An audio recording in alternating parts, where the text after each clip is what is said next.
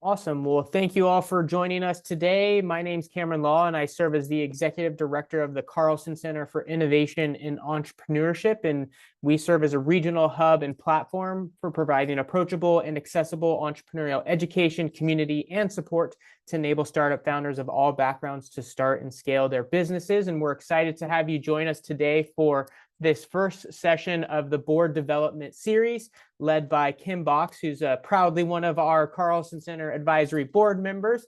But outside of that awesome honor and work that she gets to support us with, Kim is an independent director and was for 9 years for the American River Bank board until that was bought out by the Bank of Marin. She also chairs the Finance and Capital Committee, as well as the audit, as well as a member of the audit committee for the McGrath Rent Corp. And amongst many other things, Kim was the former CEO and president of Gatekeeper Innovations, which was a healthcare company that creates products to keep medication safe. And during her tenure as CEO, she grew revenues by 500% and brought new products to market while establishing abuse deterrent packaging and imperative for prescription medication and keeping it safe. And then, the last thing I would highlight was Kim was a former HP vice president, which led a billion global organization across over 100 locations. And so with all of that said, she also is on the board of the National Association for Corporate Directors.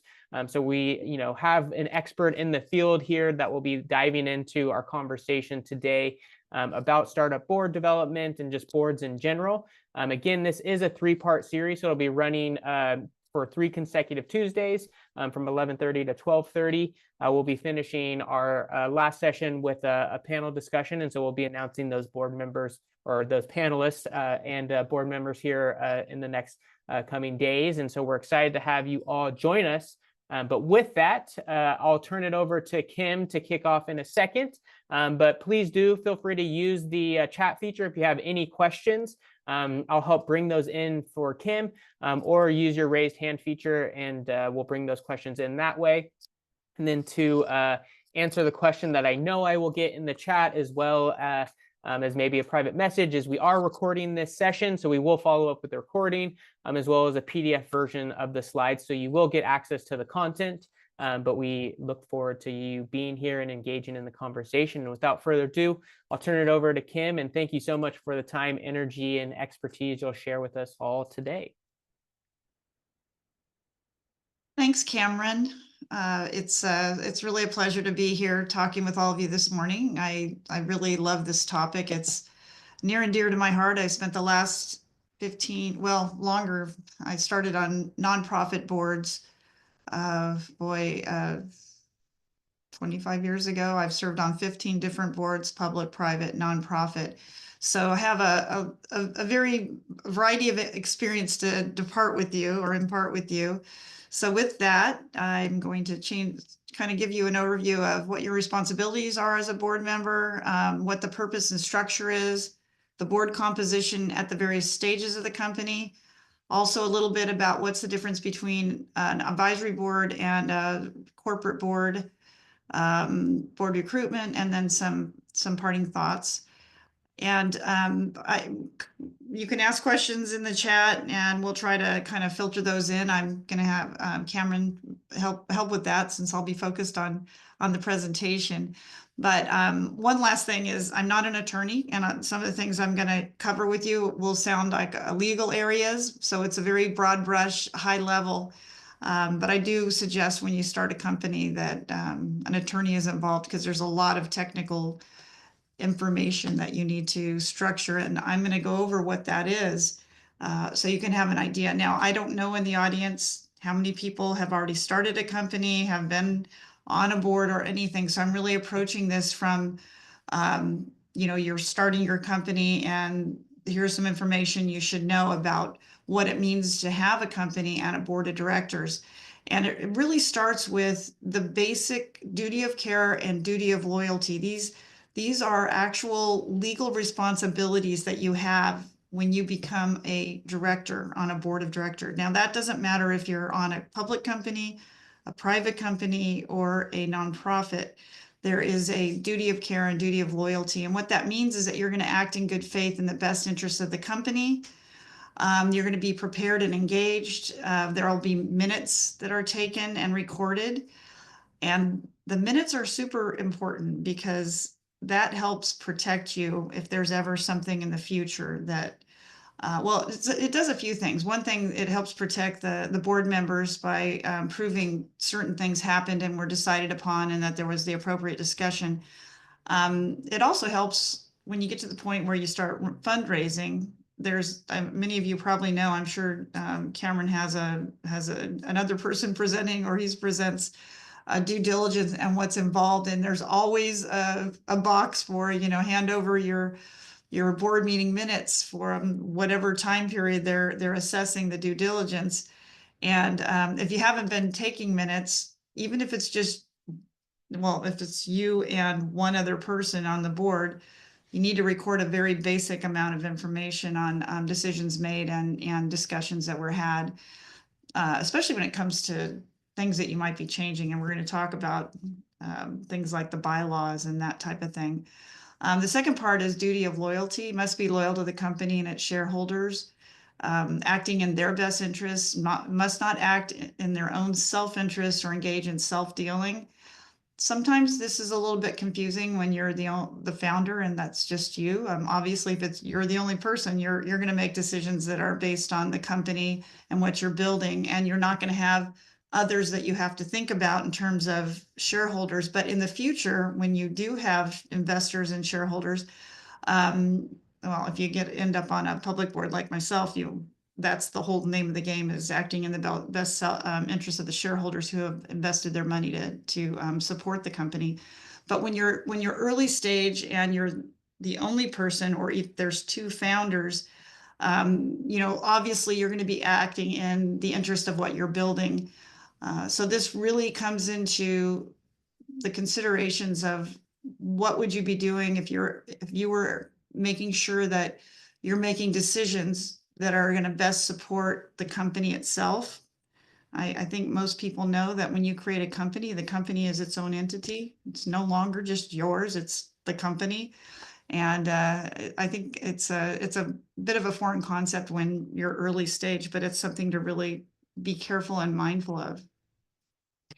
So let's get into the purpose and structure. And by the way, there's the second piece of this board development that Cameron mentioned is what happens in the meetings, and how do you do the meetings and the agendas and all that. So I'm not going to cover any of that here, but it might come up as a question here and there. But I'm not going to go into a lot of detail there. But when you create the company and you decide you're going past just the founders structure, and you're going to have an actual corporation that you form, there's certain things that you have to provide oversight and make sure that you're in returning the shareholder value, which, once you have a company and you start taking in funds, it's really important that you understand these elements. So there's really three main elements. Articles of incorporation, which is just basic structure about the company. What's the name of the company, the place of business? What's the purpose? You established a number of shares and classes of stock, and then you put the initial officers and directors that are that you have as you form the company. This is something you also hear a lot about. A lot of people do this forming in Delaware, so that's one of the reasons why you want to get with an attorney and find out, should you just incorporate in California or should you incorporate in Delaware? We won't be talking too much about Delaware, but there's a lot of things going on over there that's questioning whether that's the best place to be. So it's been very interesting for a lot of us who have companies incorporated in Delaware. But anyways, it's something to consider.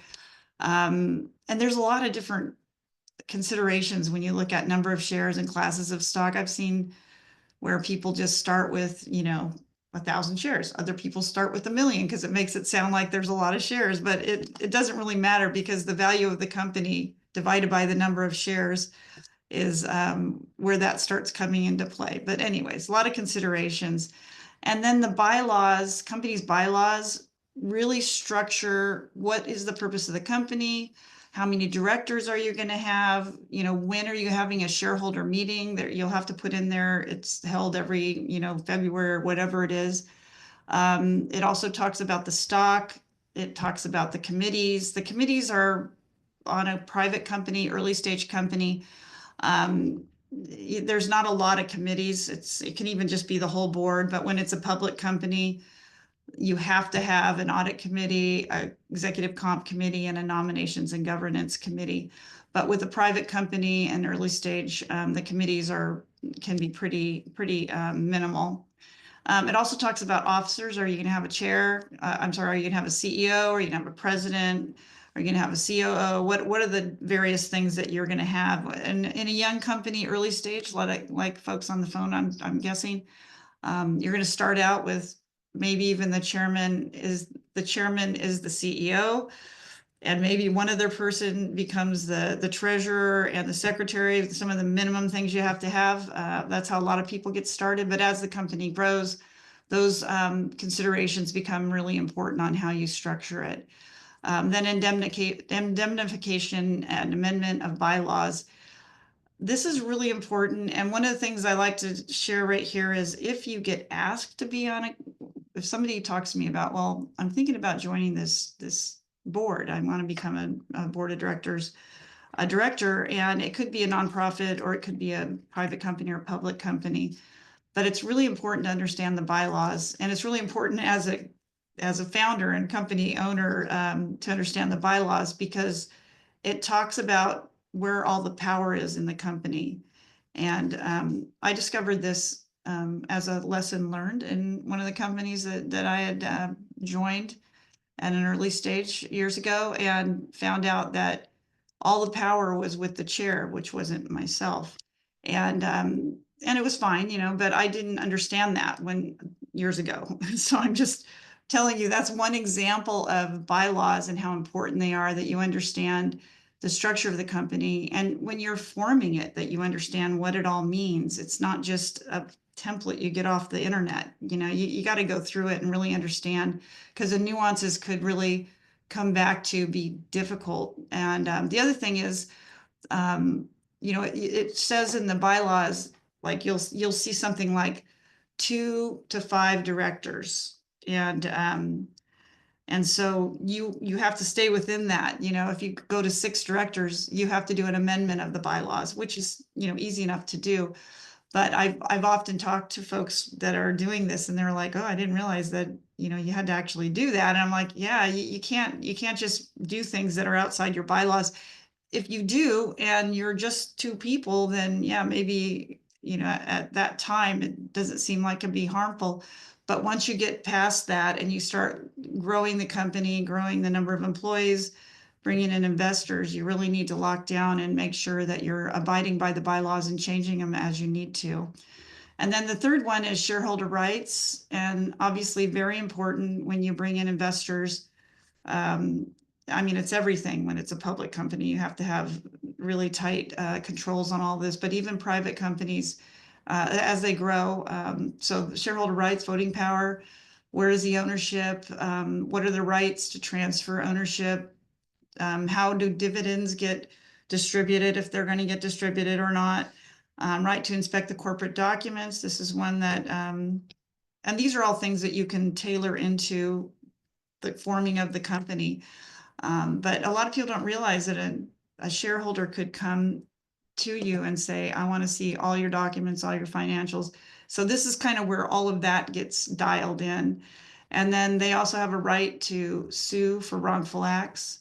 I think this has become very, very prominent if anyone's ever followed Theranos, where the CEO allegedly misrepresented the company and what they were doing.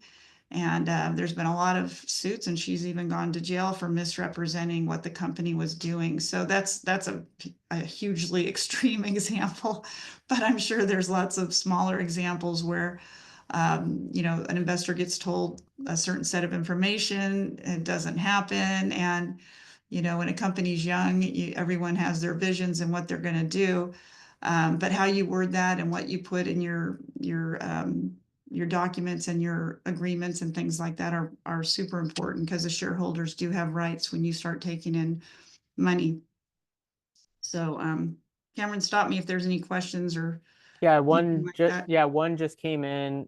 Well, one, if you're able to share kind of some of the thoughts on, or not thoughts, but where you're gathering insights on that, the changes in Delaware. If there's any like resources for people to dive into what some of those might look like, would be Um, impactful. Yeah, I don't have one off the top of my head. So it was discussed in one of the board meetings I was in recently. So I'd have to go back and look, but I'll take some time afterwards and then I'll Okay, post that to you, perfect. Cameron. And then, But it's been widely known that Delaware is extremely company friendly and you know, that's the place where majority of people have incorporated. So it's like their little claim to fame for that state. They just had a really great structure for companies. But there's some things that have been changing lately. So anyways, good to know. And okay. then, the last question is, how can you decisively limit rights to transfer when you become a prime target for hostile takeovers? So I'm not. Well, let's see. That's a legal question. Yeah, I couldn't answer that question without just giving a bunch of opinions, and I don't want to do that. So this is where I can't stress enough the structure of the company is so important, because if you don't set it up with a lot of mindful, you know, how you're going to do it, you could end up in a situation later on. I've seen companies get taken over by the investor because of a nuance in the documents that the people that made the you know, created it didn't realize that what they were agreeing to could have a lot of effects. So having all those details and having an attorney, whether it's someone who's doing it pro bono for you or someone that you're retaining or however you're going to do it, is super important. terrific. Thank you. So yeah, I can't, there's too many angles on that, on how to set that up and what it means, that I couldn't just come up with one answer or even feel like I could give that kind of advice to justice, if you will. Perfect.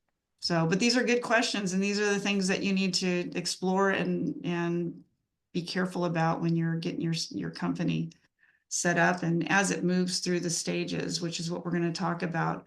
So when the company is I mean, there's probably stage zero.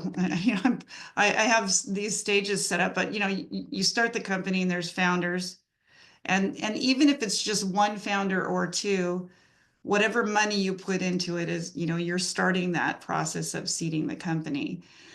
So I'm going to go through what the board looks like at these various stages. So at the seed stage, generally really small. Um, if there's just one founder, there could be a second person. Sometimes it's a legal counsel that gets brought on. There's also a lot of different ways to bring people on the board. They could be an observer, but initially it's usually a minimum of 2 board members. I think what's really important at this stage is somebody that the founder really trusts and wants them to help with the formation and the kind of the initial beginnings of the company. But it's meant to be small. It's not meant to be large, because it's, you know, one word of advice: when you get somebody on the board, it's really hard to remove them from the board. It's not easy for many different reasons. It's not easy because it's, you know, people are uncomfortable about what kind of conversation do we have? But sometimes legally it gets more difficult. So the seed stage is really around the formation and the initial discussions and getting the company going. I'm going to talk in another slide about advisors, and I think that the good thing about this stage is you want a small board, but you might have a lot of advisors. You might have a whole stable of advisors that you can bring in for some equity, and they're not typically paid unless it's a larger private company. But they're, you know, it's compensation by some equity, and that's a great way to build the mind share and the consulting base, if you will, that you need when you're smaller and you don't want to just have it be yourselves making all the decisions. You want others that have experience to be involved. but not necessarily a big board. And then when you start getting into the growth phase, you're going to have, you know, a couple more possible board members. It could be some initial investors who will require a seat on the board. But at this stage, when you're considering putting somebody on your board, it has to be significant, because otherwise, if you can imagine, someone puts $100,000 in and it might seem like a lot at the early stage of the company, but that may not be enough for the board seat. So you have to be careful, but you know, sometimes you don't have a lot of choice either. And then when you get to the Series A, you're going to definitely have investors who are requiring board seats. It might even be multiple numbers of investors. There will be some investors that will want to be on the board, some investors that will want observer rights if they're not maybe they're not as much skin in the game as the other investors, but they want to keep tabs on it and see what's going on. And they can be wonderful advisors right at the heat of the battle, if you will, on the board of making big decisions and pivots and different things that you're doing. And then when it's time for acquisitions and things like that, you're going to have industry and independent experts on the board. This is more of like a PE type or private equity type of scenario. And then in the IPO, initial public offering, when you become a public board, the CEO is on the board, industry experts, and then it's required that you have independent directors. And an independent director is someone who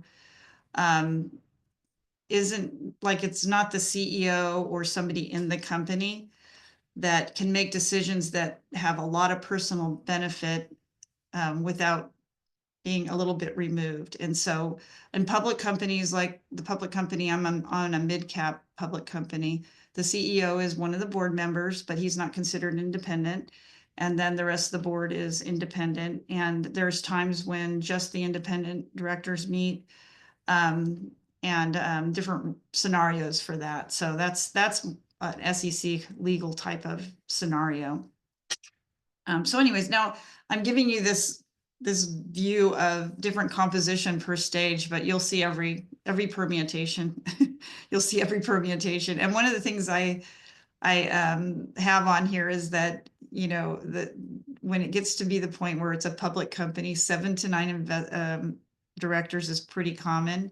And you typically see an odd number of board members, so that if there's a vote to take place, there's no chance of a split, that there's going to be a vote that's moved forward.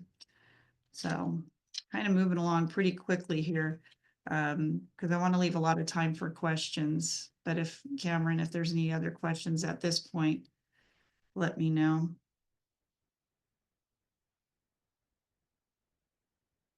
All right. So advisory board versus your corporate board. Kim, Like I said earlier, sorry, when there was oh. one question. Sorry, and someone was just knocking on my door, so I had to step away for 1 second. So Janine had a question here that tied to that last slide. Okay. Wanted to make sure we didn't get too far along. So when thinking about the transition of seed to growth, where a founder at seed gets rotated out to an investor seat, what agreements or mechanisms should be in place so that this doesn't come as a surprise to that founder? So thinking of kind of like having those prior discussions of, you know, when the founders no longer, you know, become, you know, no longer on the board. Yeah, remember how I was saying this is a touchy topic? It is there's a lot of emotion around this, and I think there's a lot of not necessarily, I mean, it is a board issue, but there are a lot of times in the journey of a company where the company gets to a certain stage where the structure, in order for it to keep growing and moving, doesn't always, but sometimes include the founders in the board. And I think if the company and the board is a very open, transparent, and has a lot of candor with how things are moving along, it becomes easier when the time comes. If there can be discussion about you know, let's all look at what does it look like in the future and help that person with dignity and integrity understand their role and how they become in a different supporting role versus whether they're actually on the board. Because it really does. I mean, the board is, I mean, you do see boards with a lot of people on it, but it's pretty unusual, especially smaller companies. It's a very coveted, you know, you don't want to just keep adding. I've seen people add family members just to stack the deck for voting purposes. And trust me, when you have investors coming in and looking at that, they're going to see, right? They see it, they know, they understand. But I don't know if I'd like to hear more about the question if I'm not addressing it specifically, but I do think that having a lot of strategic discussions about not only the company, but the structure and what the needs are at the various stages of growth is the most respectful thing you can do for founders. And sometimes you get to the point, especially when the founder is the majority of, you know, still has a really large number of shares. And that's where we go back to the bylaws and all of that. You know, they can vote. They can keep, I've seen it happen. I've seen it where people were about to remove someone and they just went in and voted people off the board on their own because they had all the shares, the power in the shares to do that. So there's a lot of things that can happen on a board depending on how you want to move about. But I really urge everyone to look at the bylaws, especially if you're coming into a company, you're being asked to join a company that you have some big interest in, whether it's your time or your investor or your become one of the founders. Looking at all of those moving puzzle pieces will tell you a lot about how things can happen. So, I mean, I'm Cameron, is that the just the question? I heard you say the question, but I'm not reading it myself here because I For have sure. the I think slides up. so. I'll ask Janine if that covered. You can either give the thumbs up or feel free to come off mute if you wanted to have a follow-up question. So Yeah, no, that was great. I support and advise a lot of startups, and that question of, you know, ultimately needing to cede control to investors and an outside CEO is always a scary conversation for these folks. And so helping them to understand to what extent they can bake in some mechanisms, but also just doing a lot of supporting them in understanding that ultimately that is the right decision for a company in most cases, and just helping them to set that expectation early and often that just because you might be losing control in certain ways, that's not necessarily a terrible thing. But at the same time, it is really scary. And for a lot of founders, that's, you know, not what they envisioned in the first place. And, you know, I'm seeing the comment right here about investors stealing the company from the founder if they're given too many shares. And so, you know, there's always just that line to walk between growing the pie and also feeling like you've been excluded from your own pie. And so Yep. I just was curious to unpack that a little. Thank you Yeah. for answering that question. You know, Janine, it's so important to think of these things. First of all, to have someone that, first of all, what I said in the very beginning, that many people don't realize, they're very excited to start a company. They're very excited to form the corporation. Once you form the corporation, it's no longer yours. It's the corporation. It's its own thing. It's not the person owning it. It's the corporation. And as you structure it going through, unless you stay with just yourself, which is pretty difficult in most cases when you need funding to move on, the decisions and the mechanisms for the company to grow and prosper, it really shifts and changes. And so I don't know how many, if there was a study done on how many companies elegantly go through those steps and move the company from each of the stages and the, you know, how they treat the founders, how they treat the initial employees. It's all different.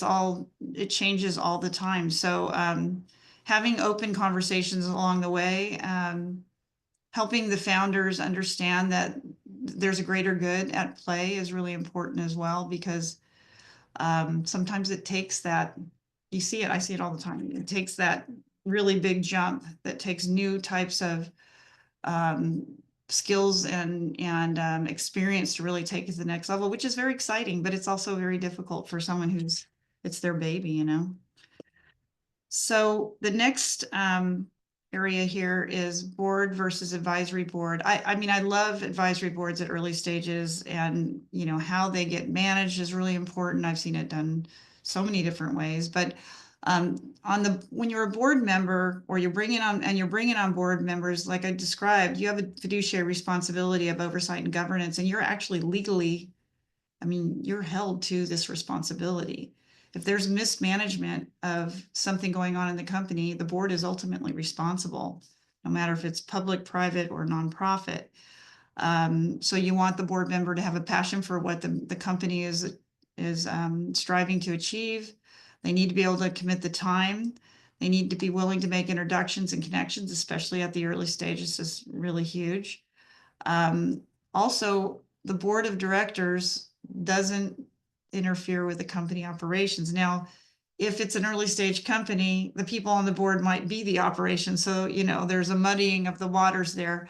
But as the company gets bigger and bigger, especially in a public company, you know, you're on the board of directors doing oversight. You're not managing the company. But obviously in the early stages, there's a lot of that going on with people that are doing dual roles. Very confidential, upholding the confidentiality of the company, have executive and entrepreneurial background to be able to be an adequate board member. Obviously, if you're a founder and you've never been on a board, you're developing those skills, but you have to have a certain amount of understanding of financials and to be able to see that the company is healthy and that it's being run and not mismanaged. Also willing to speak up in a productive way, to not be disruptive, but to be candid and, you know, have the hard conversations, which I think goes back to what Janine was talking about. How can you make sure that you're bringing up what you need to do and move the company forward, even if it's difficult? And then very strategically focused on the business. So the overall responsibility for the corporation and the shareholder value as a board member. And then on the advisory board side, it's a role of as an advisor, a coach, someone who's willing to make those connections, not responsible directly for the overall shareholder value and the, you know, fiduciary responsibilities we talked about in the beginning. Still want somebody with a lot of passion. You want somebody willing to make introductions is probably one of the key roles of an advisory board member. Provide a lot of advice and counsel to the CEO and board. Be able to be a sounding board for strategic discussions. You want people obviously to be confidential about the company. You know, the confidentiality is a couple different things. It's confidentiality of, you know, being able to talk candidly in a conversation about the struggles and all the different things, but it's also, you know, there could be some trade secrets that come about and proprietary information that you don't want discussed outside. And this becomes very tricky because a lot of advisory board members are advising a lot of different companies. So, you know, you have to be a little bit mindful of that as well. You want people that are industry or other valued expertise. So you might want somebody that, I mean, I'm on an advisory board that is just, it's so eclectic that you would think that it would just be all industry experts, but it's not. It's, you know, someone that knows how to do go-to-market strategy, somebody who knows how to lobby and talk to, you know, the various constituencies in Washington. Then you have, you know, deep expertise in various roles of what the company is trying to do. And when we come together in an advisory board meeting, it's just this really rich conversation of all these different perspectives. I think that's the best example of a good advisory board, when you have a lot of different perspectives. So one thing that's interesting, also be available for ad hoc sessions for insight and willing to coach and mentor the founder and CEO. You know, the thing about the advisory board is I've seen it where I'm an advisor to many companies.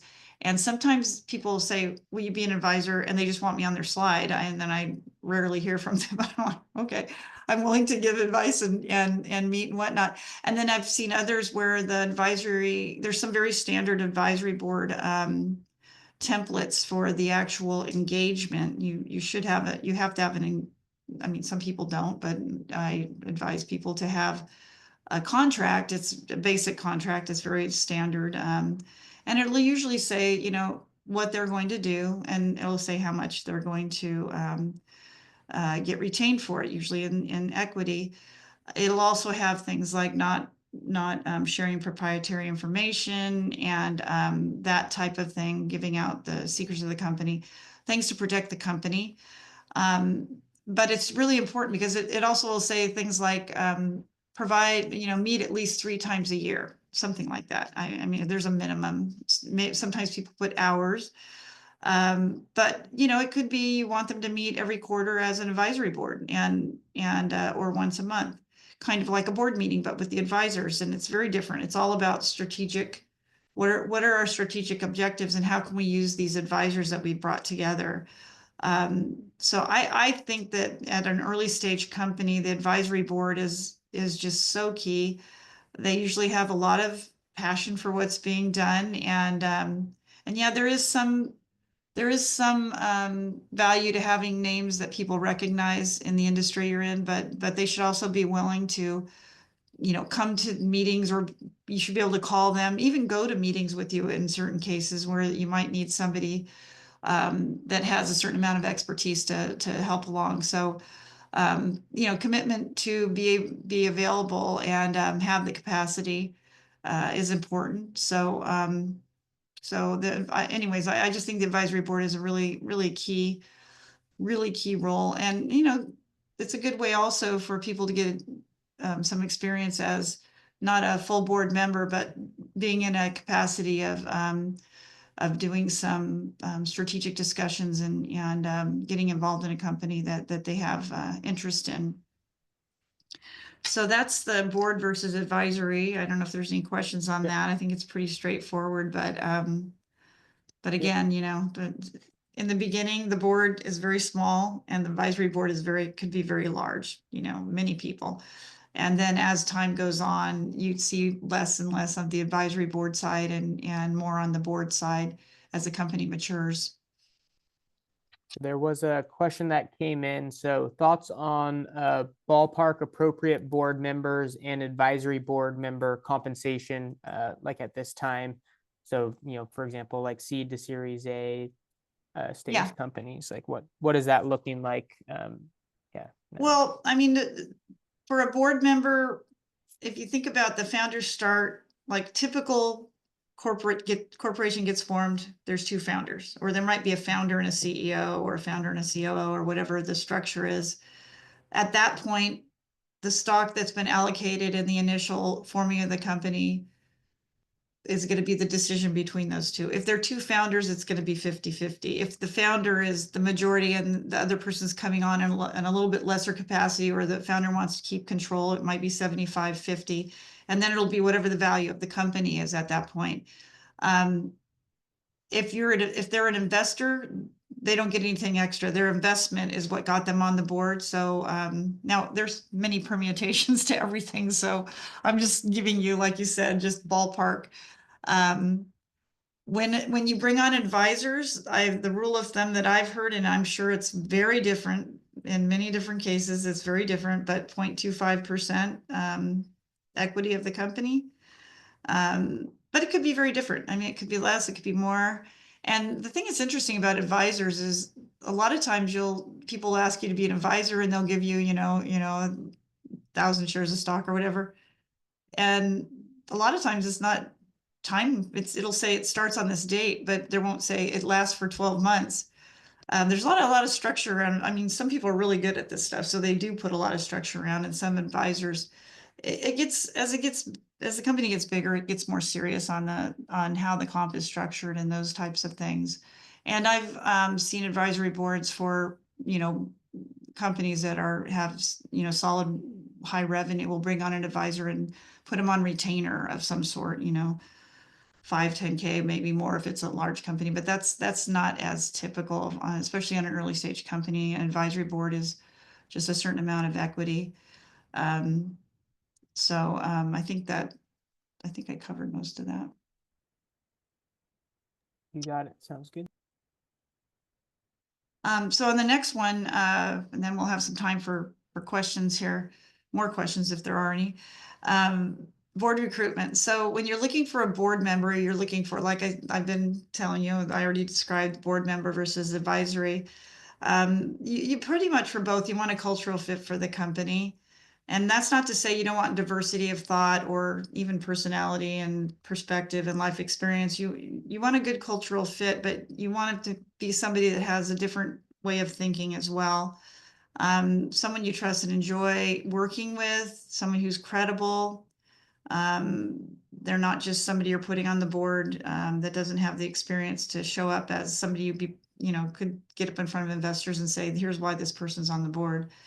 You may need someone at the beginning, may not need someone at the beginning, but it's good to have a partner. So if it's just one person as the founder, I'm sure you've heard this through many different things, having a second person involved in your efforts, someone to work with, someone to creatively have, banter and whatnot to form the company.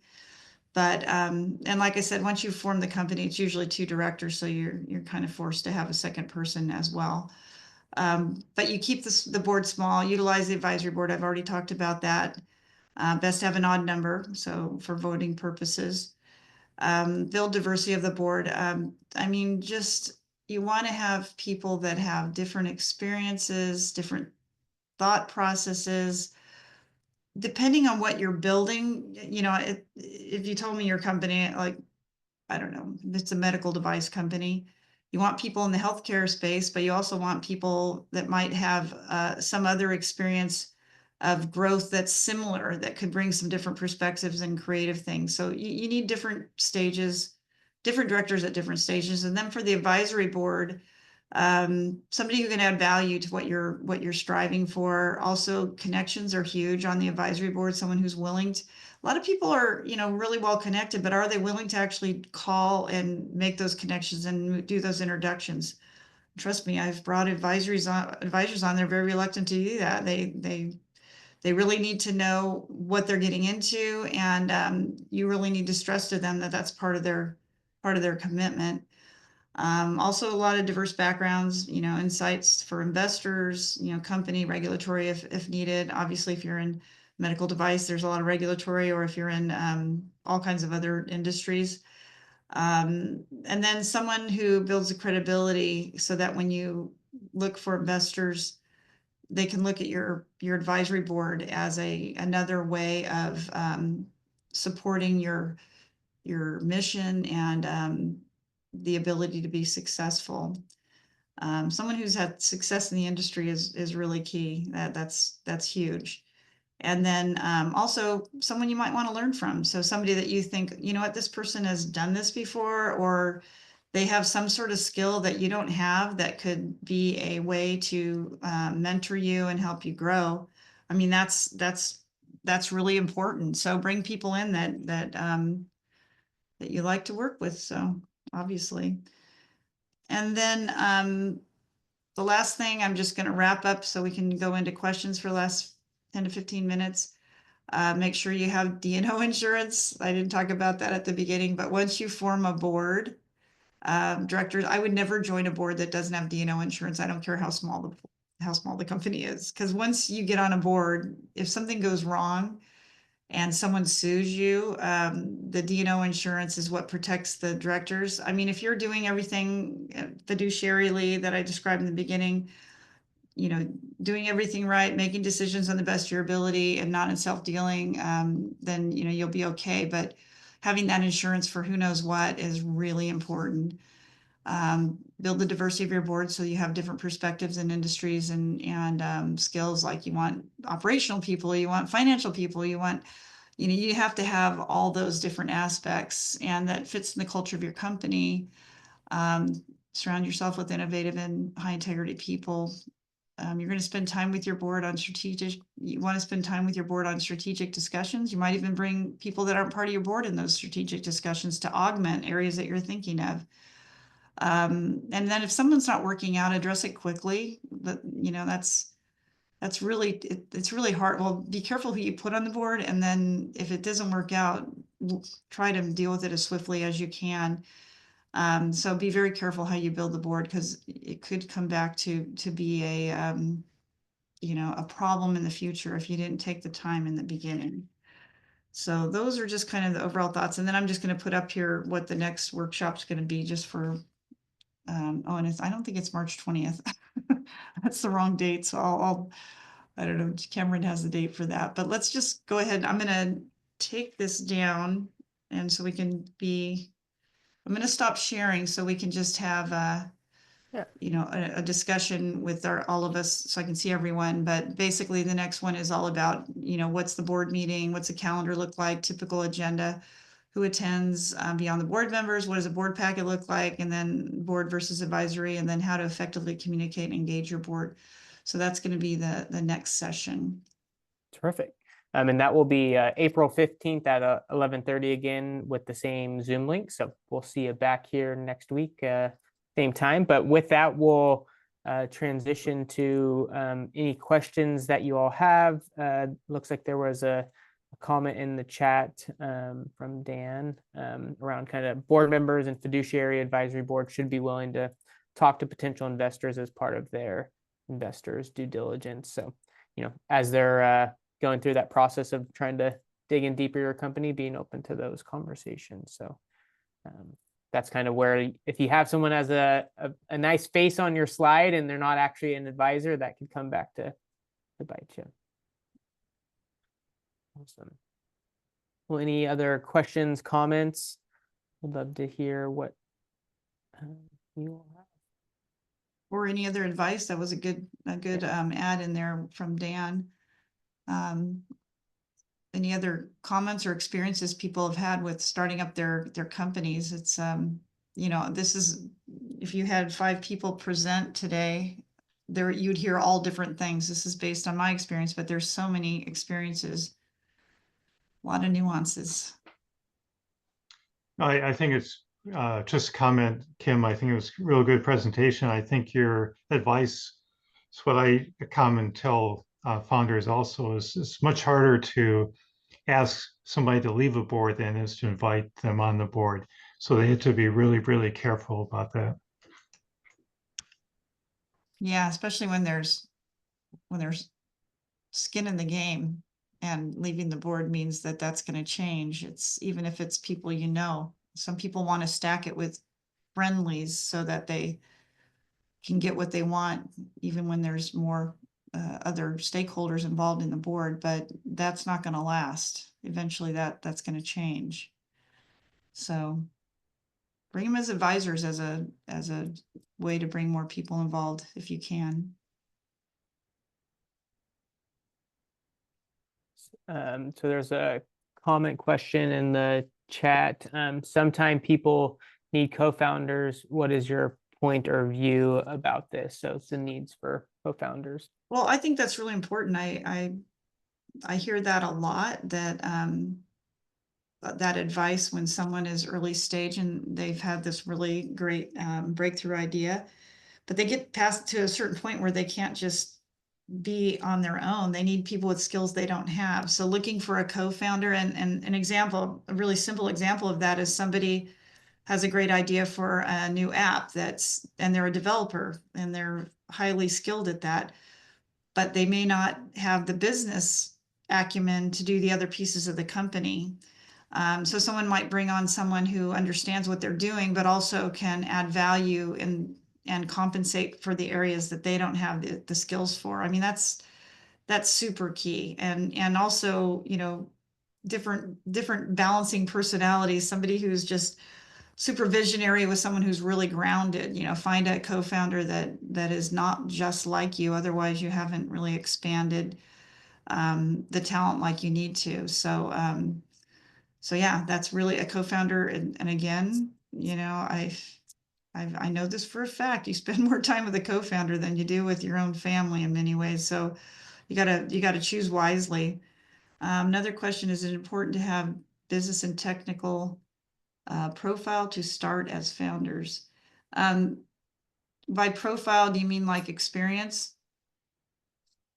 You know, I think a founder can be anyone. Anyone with an idea can be a founder, but it kind of goes back to what I was just saying. If you're a technical person and you get this technology going, but you don't have any sense of how to do a company, you see this a lot. That's why a lot of founders get pushed out and or get asked to take a step in a different direction in the company because they have this wonderful, highly, brilliant technology, but they might be running the company and not really knowing all the other pieces, especially as it gets bigger. I mean, as the company gets bigger and bigger, it becomes more and more critical. But as founders, I think if you don't have, if you have the technical but not the business, you need to have some way to fix that. Otherwise, you're going to be running something that you don't have the skills to do. And I don't know, that's I don't know, Cameron, what's your opinion on that? What would you advise someone in the Carlson Center? I'm sure I have my opinion, but what's your opinion? Yeah, on no, that? I would be similar. Like, I don't think you have to have something, but think of like from an investor's point of view, as you kind of go through the process of building your ventures, each of those become a different level of risk. So at the starting point, if you're, say, a more business focused person, and you're trying to build a technology, like the riskiest part of your business is their demand in the market. And so like going out and doing that work is probably more crucial than, having that technical founder to start. But as you start to build the technology, that becomes an apparent, more risk to the venture being successful. And do they have to come in as a founder? Maybe, maybe not, depending on how far you get in that process. So I think each case is unique, but part of it is just as you're empathizing and connecting with your customer, you're doing the same with your investor and finding out what their risk profile is and what they're focused on in relation Yeah. to that. There's 4 things you need to start a company. You need the right team, whether it's 1, 2 to 5, whatever the team is. You need a product that you've identified and a market to sell to on the product. It can't just be a good product without a market. And then you need the funding. And at the beginning, it could be just total, your own bootstrapping and your own time. And eventually you need funding, whether it's revenue or some source of funding. One of the things that I see as one of the biggest areas when I'm an advisor to a company, is they don't have anyone on their team that can do a go-to-market strategy. Like they have the product and it's really great. They know there's a market there and they even might have some funding, but they don't have a clear go-to-market. How are we going to get this into the market? How are we going to grow it? If you want to talk about apps, it's like, how are you going to acquire new customers to download your app? If it's, an actual product that you need to get on the shelf at some supermarket or wherever, how are you going to get it there? And so that getting from that product into where people actually purchase it, whether it's a business to business or a business to consumer, that's the biggest gap I see in most companies. And, funding, but we all know that one's really clear. But what's not clear to a lot of people is the go-to-market strategy. Looks like Mark, you had your hand raised. Yeah. The question of protecting the inventor is really crucial for us. He said he's had everything he's ever had has been stolen, including a company that he gave equal shares to 2 farmers to provide the money for a alcohol factory. They voted him out and stole it completely. And so that, and then the other aspect is that this company is designed to take out the fossil fuel industry, to do renewables globally. And so it becomes a really big issue. And finding somebody who is committed to that is hard to do when you haven't developed the technology yet, when you don't have something to show. Mm-hmm. So that's the position we're in, and ideas or suggestions are welcome. Well, you described what happened to the founder, and that's more common than people realize. But, you know, I think having people you really trust, like really, really trust at the beginning, I'm sure that's why I don't know if you're one of the founders or how you're involved, but, and having the structure of the company, having the right legal counsel that can help you structure it so that whatever you do bring in or however you attach other folks, whether it's investors, I mean, there's investor friendly and there's founder friendly agreements, and making sure that you protect against that and that the power is with the founders. From what you're describing, I think you know, people get desperate and they sign things and they take money and that there's a time when that has to happen. Like, okay, this is done unless I take this money, or it's then people end up signing things that they wouldn't sign, and that's usually when it happens. But then other people do it not knowingly. They don't understand the bylaws and the structure and the rights. So I would get a really good attorney and make sure that they structure it. And a lot of attorneys at the early stages, if they really think you have something or they know the founders or someone that's attached to the founders, will do it for either equity or a future payment. So there's no, honestly, I feel there's no excuse not to have the right legal counsel, especially if you have a really hot idea. I'm sure Cameron has people that he can introduce you to. I know in the fourth wave, there's people that come into those incubator type things and will help advise, even if it's just to get you to the point where you're just getting it started in a certain way before you have money to really spend on attorneys. You don't want to learn the hard way. And that's how most people learn. Thank you. So I don't know if that's helpful, but It is, and it any kind of affirmation about stuff that I've already thought, but I'm alone, with, is helpful. yeah. I think there's another, let's see, please describe the founder profile you can consider is the best to invest with. Yeah, so I was kind of jotting some notes, and maybe I can take an initial stab. And caveat, I'm not an investor, but obviously kind of recognize what some of the things they might be looking for. Part of that is, at what stage do they invest in, and like, what are they looking for in the startup at that particular time. But I think a few things that would stand out is just like we call it like founder market fit. So understanding like your experience and playing in that field. So if you're like playing in the food and ag space, do you have experience or connectivity or some understanding of how that domain works? Is always a key element of it. Sometimes there's a better word for this, but like coachability. And so really being able to engage in like taking advice and seeking opportunities and kind of going through that process. And then this is one that I would put as like have a bias towards action. So oftentimes it's, we talk about the idea, but the biggest part of indie venture getting started is actually going out there and talking to customers and trying to see if there's truly a market for it. And that needs a bias towards action and then learning along that process. So those would be the things that stand out to me. I don't know if Kim, if you have any addition. Well, when someone disagree. comes to me, talk about investing, and it's an investment either in money or your time, if you're going to be an advisor or something like that. I would look for those 4 things that I just described. Did they have something that is really unique and defensible? Do they have this? Do they understand all the elements of the company? You really want to get schooled on this. Watch Shark Tank. It's very hard to watch sometimes because people get in there and they're like, well, what's the market? How have you tested it? Have you done? I mean, all those questions that they ask is what investors ask, is, to make sure you really know what you're doing and that you can answer the questions on the fly. The other thing I would say about this one, and then I'd like to address the next question here, is make sure that that the numbers.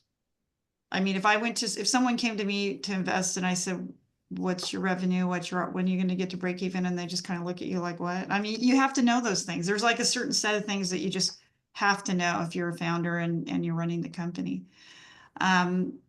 So this other question, are there any additional considerations for a board of directors for a nonprofit? For a nonprofit, obviously, people that understand your mission and are very, very passionate, willing to make personal donations to the organization, willing to introduce other people that are willing to make donations, because at that point it's not an investment where they're getting a return. It's something that they're going to get,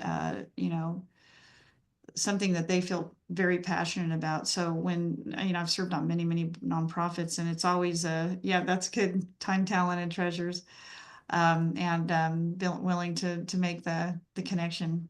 And I think we're out of time, so I'm going to stop there. Yes. Awesome. Well, very good. Well, I appreciate all the great questions and engagement. And thank you, Kim, for sharing your experience and knowledge with all of us. As we shared, we'll be back next Tuesday at 11:30. So that'll be at the same Zoom link. So feel free to save this, or I will be emailing you again Tuesday morning with that link.